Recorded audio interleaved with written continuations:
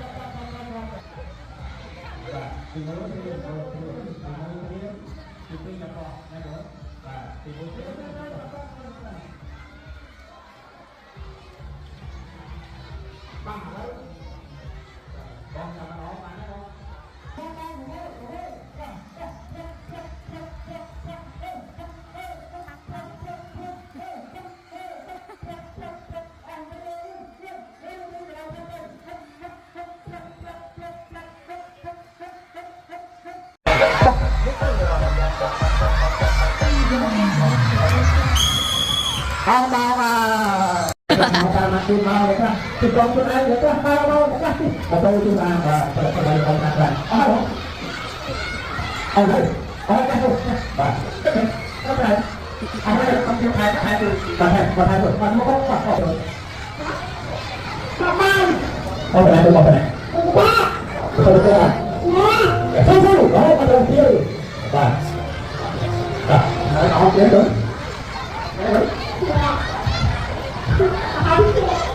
Oke, siap kan?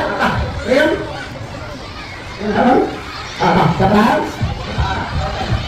Vâng, là cầm ra từ bơi kia bạn, là mai kia bạn.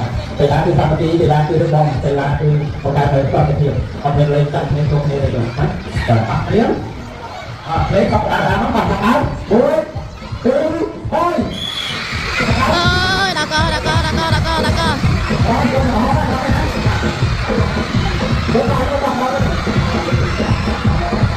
Ngoa bài.